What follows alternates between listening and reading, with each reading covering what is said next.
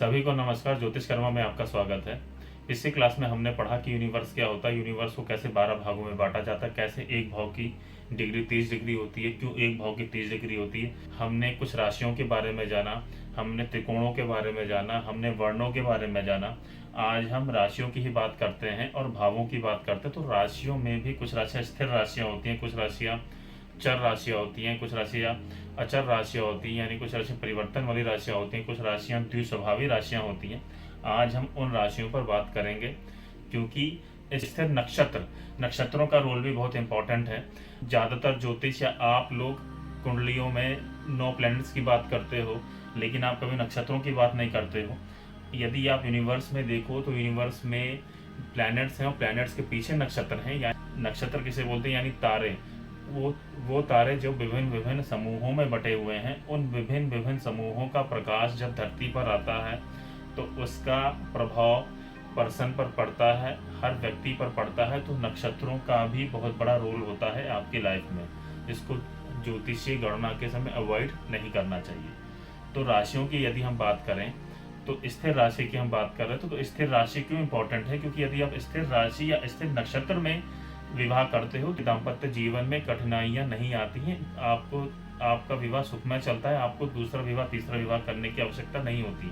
लेकिन यदि यही शादी आप मूवेबल साइन में कर दो तो या चर राशि में कर दो तो आपके संबंधों में परेशानियां आना तय है। कई बार यह परेशानियां इतनी बढ़ जाती है कि आप दूसरा विवाह या तीसरा विवाह भी कर लेते हो। तो हमेशा इस चीज़ का ध्यान रखना है कि हमें कोई भी ऐसी चीज़ें, जैसे शादी हो गया या आप ज़मीन ले रहे हो, अगर आपको ज़मीन ही लॉन्ग टर्म के लिए लेनी है तो आपको इस चीज़ का ध्यान रखना है कि आप जब भी वो डील करो, जब भी ऐसी चीज़ें करो तो वो स्थिर राशि में ही करो। तो हम जानेंगे आज कि स्थिर राशियाँ क्या होती हैं। तो अगर आप मूवेबल साइन की बात करो तो 1, 4, 7, 10 राशियाँ। एक नंबर राशि से मंगल, जिसका स्वामी मंगल है। 4 नंबर राशि जिसको कर्क राशि बोला जाता है, या उसका स्वामी चंद्रमा है। 7 नंबर राशि जिसको तुला राशि बोला जाता है, उसका स्वामी वीनस है। और 10 नंबर राशि जिसको मकर राशि बोला जाता है, उसका स्वामी शनि है। तो 1, 4, 7, 10 राशि, इन राशियों को मूवेबल साइंस में रखा गया, यानी चर राशि में रखा गया है। यदि हम 2, 5, 8, 11 राशि की बात करें तो 2, 5 राशि जिसे वृषभ राशि बोला जाता है, जिसका स्वामी वीनस है, शुक्र है। 5 नंबर राशि जिसका स्वामी सूर्य खुद है। 8 नंबर राशि जिसका स्वामी मंगल है और 11 नंबर राशि जिसका स्वामी शनि महाराज है। इन राशियों को अचर राशि में रखा गया है, यानी ये राशियां फिक्स्ड हैं। और यदि हम द्विस्वभावी राशियों की बात करें तो 6 नंबर यानी मरकरी का नंबर होता है, जिसको कन्या राशि बोला जाता है। 9 नंबर जो बृहस्पति का नंबर होता है और 12 नंबर जो अगेन बृहस्पति का नंबर होता है। 6, 9, 12 राशियों को द्विस्वभावी राशियां बोला गया है। तो यदि हम भावों की बात करें, 12 भावों की बात करें और काल पुरुष कुंडली की बात करें तो काल पुरुष कुंडली में जहां 1 नंबर लिख गया, यदि फर्स्ट हाउस में आपका 1 नंबर है तो 1 नंबर राशि यह दर्शाते हैं कि वह चर राशि है, मूवेबल राशि है। 1 नंबर राशि का वर्ण क्षत्रिय वर्ण होता है और 1 नंबर राशि का तत्व की यदि हम बात करें तो अग्नि तत्व की राशि है। और यदि हम उसकी राशि की बात करें तो वो मूवेबल राशि में आती है, यानी वो चर राशि में आती है।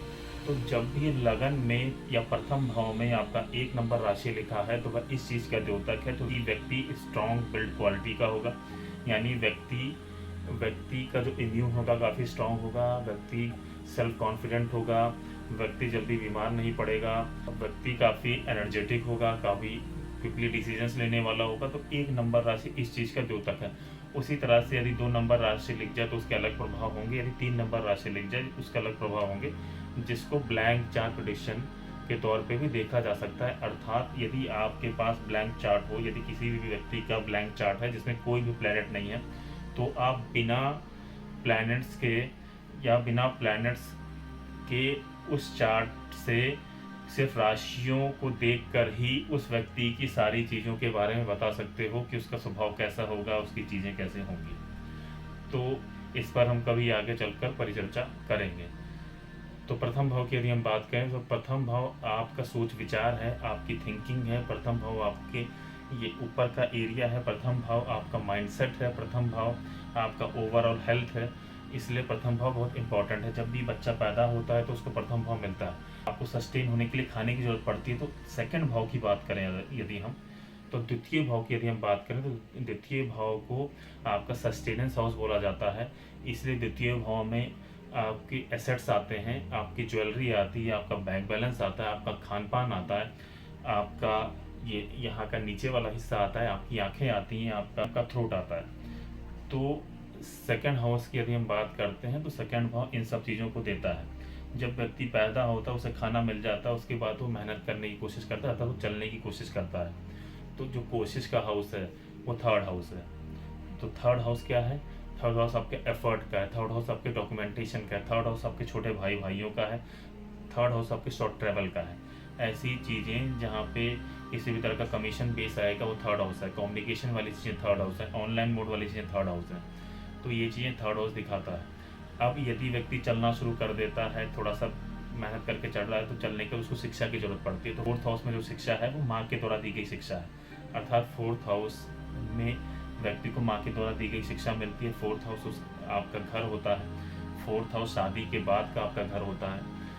फोर्थ हाउस आपका मन है। फोर्थ हाउस आपका आपको घर से मिलने वाला सुख है।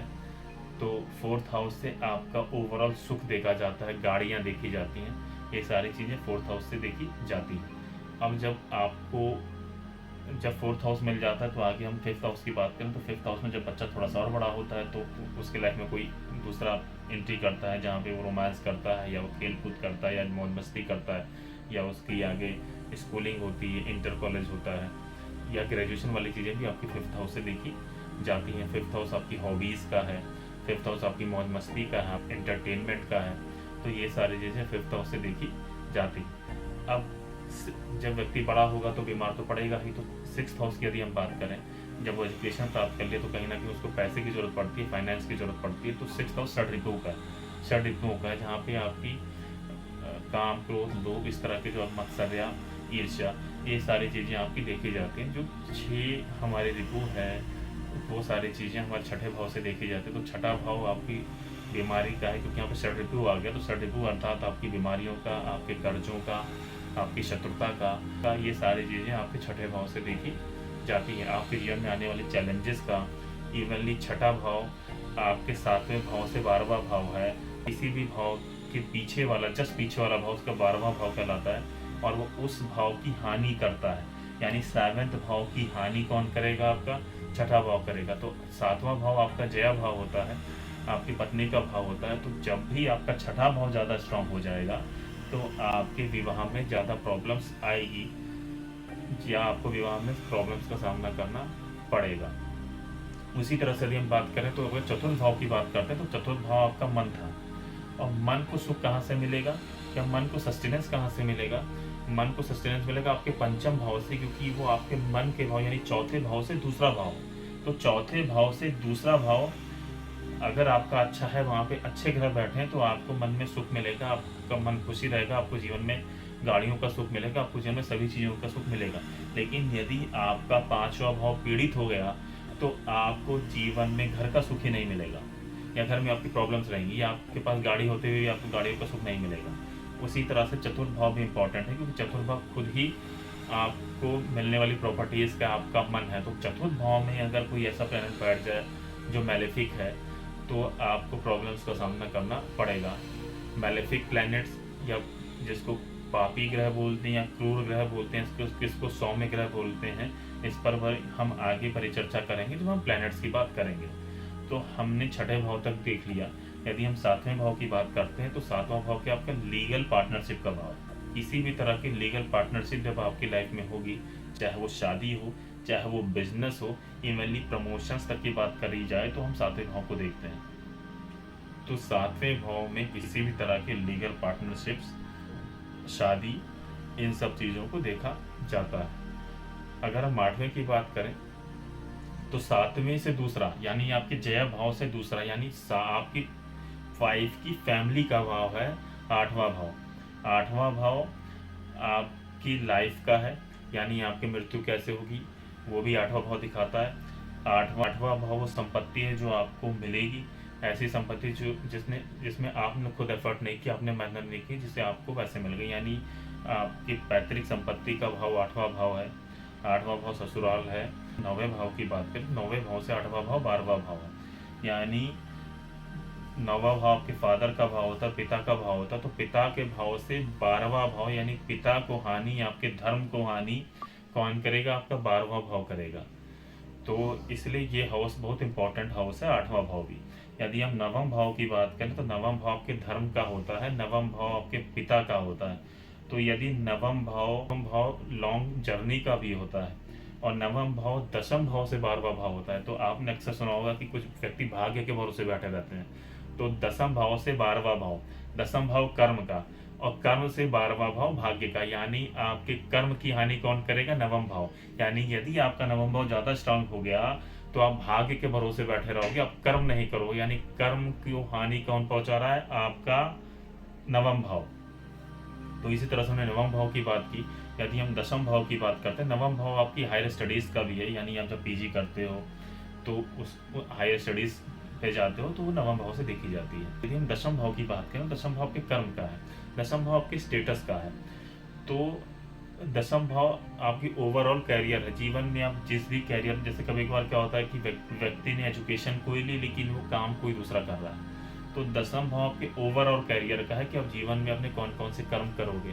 तो ये चीज़ें, आपका स्टेटस राइज होगा कि नहीं होगा, आपका स्टेटस कैसा रहेगा, आपका जो कार्य होगा या आप जो भी कार्य करो उसमें आपको सुख मिलेगा या आपको मेहनत करके काम करना पड़ेगा। ये सारी चीज़ें आपकी 10वें भाव से देखी जाती हैं। यदि हम 11वें भाव की बात करें तो 10वें से दूसरा भाव है। यानी जो भी आप काम करोगे उससे जो पैसा आएगा वो आपका 11वां भाव है। 11वां भाव की इच्छा पूर्ति का हाउस है। 11वां भाव आपके बड़े भाई का हाउस है। 11वां भाव आपका सोशल सर्कल है। यानी 11वां भाव आपके दोस्तों का है, आपके दोस्त किस तरह के होंगे, ये सारी चीज़ें 11वां भाव देता है। यदि हम 12वें भाव की बात करें तो 12वां भाव, जिसको हम सुख भाव भी बोलते हैं, तो 12वां भाव के ब्लड प्लेजर का होता है। 12वां भाव अकेले रहने का है, क्योंकि 12वां भाव क्या है कि खुद से आपका प्रथम भाव अगर लगन है तो लगन से 12वां आपका 12वां भाव है। यानी आपके लगन को हानि कौन पहुंचा रहा है? 12वां भाव पहुंचा रहा है। 12वां भाव होता है आइसोलेशन का होता है। यदि हम 12वें भाव की बात करें तो 12वां भाव आइसोलेशन का होता है, अकेले रहने का होता है, मेडिटेशन का होता है, हॉस्पिटल का होता है। तो जो भी चीज़ें जो आपको अकेला कर रही है, जैसे आप हॉस्पिटल जा रहे हो तो आप अकेले हो, आप मेडिटेशन कर रहे हो तो आप अकेले हो। आपका व्यय का भाव भी है, यानी आपके खर्चों का भाव भी है।